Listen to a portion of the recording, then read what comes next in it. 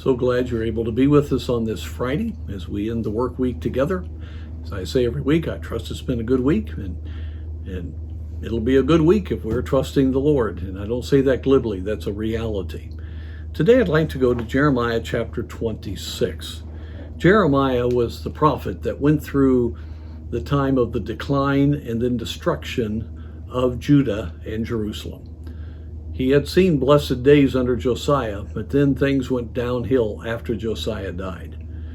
And he had to prophesy the destruction of Jerusalem. He had to prophesy about what was going to happen. He did get to prophesy about the 70 years that would occur, and the people would come back to the land, but still, he's a weeping prophet. It was very difficult for him to prophesy this. He had to tell the people that they should give themselves over to Babylon and not fight against Babylon because they wouldn't win.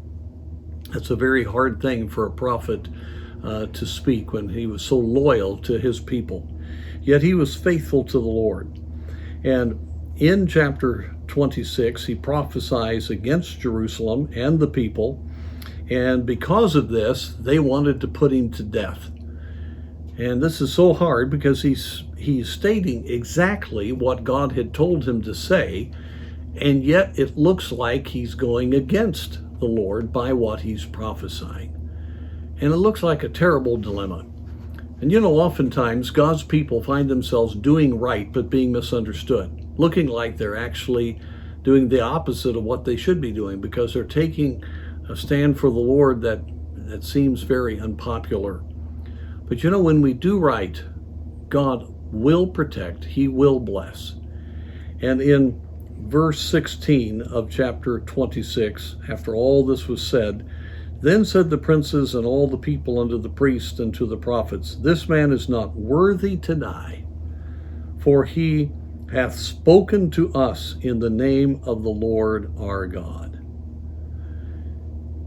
And then they go and talk about the other prophecies that had gone on before Jeremiah. Well, that was the work of God. Their hearts were turned. They realized that this was the word of God.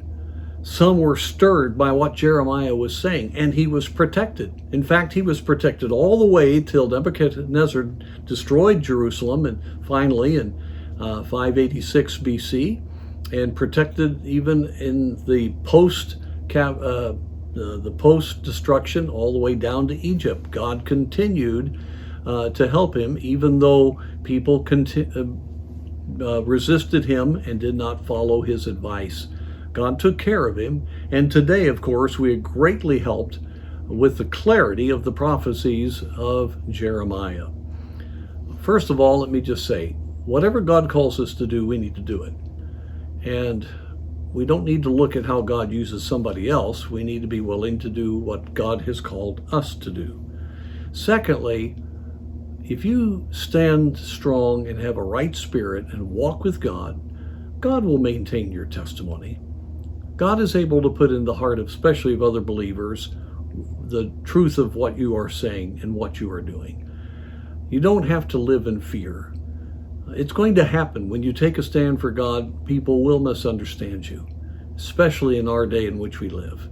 But just like God took care of Jeremiah, he'll take care of you.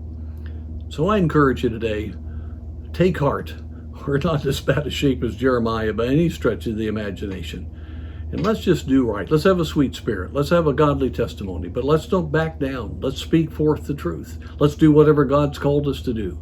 And my friend, then we're in God's hand, and God will take care of us.